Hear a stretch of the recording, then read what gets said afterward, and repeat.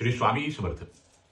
स्वामी भक्त हो, 20 दिवसांच्या प्रतीक्षेनंतर आज पुन्हा आपल्याला भेटण्याची संधी स्वामींच्या कृपेने प्राप्त झाली आहे.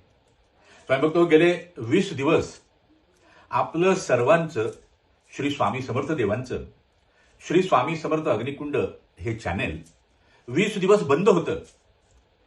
त्याला कारण काय, तर कुठल्या तरी महाप्रतापी माणसाने आपलं चॅनेल जे आहे ते हॅक केलं होतं आणि त्यावर चुकीचा व्हिडिओ लावला आणि त्याचा परिणाम असा झाला की यूट्यूबनं त्यांच्या नियमानुसार आपलं चॅनेल सस्पेंड केलं.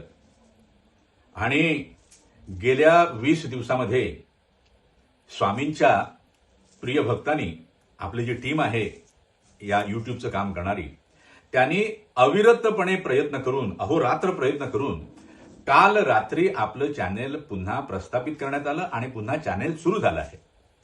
आता आपल्या मनामध्ये एक प्रश्न निर्माण होऊ शकतो की बाबा आपलं चॅनेल हॅक का झालं बाबा? कुणी केलं हॅक आपलं चॅनेल? आता कुणी केलं हे आपल्याला काही ठाऊक नाही, का केलं हेही आपल्याला ठाऊक नाही.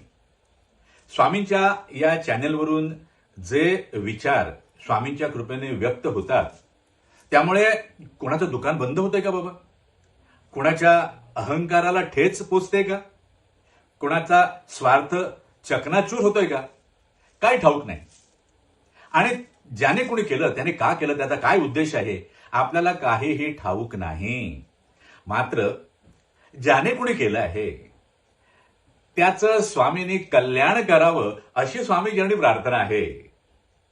त्याचा उद्देश काही असू द्या, आपण त्याच्याविषयी द्वेष मत्सर मनामध्ये ठेवण्याचं काही कारण नाही. कारण स्वामी सर्व साक्षी आहे, ते सगळं पाहतायत. आणि या 20 दिवसामध्ये आमची यातायात झाल्याने आमचे भोग संपले. मात्र ज्याच्यामुळे आमच्या समोर भोग उत्पन्न झाले त्याचे भोग आता उभे राहणार. त्यामुळे त्याने आता श्री स्वामी समर्थ नाम घ्यावं, म्हणजे त्याचं कल्याण होईल आणि स्वामीने त्याचं कल्याण करावं, त्याला सद्बुद्धी द्यावी.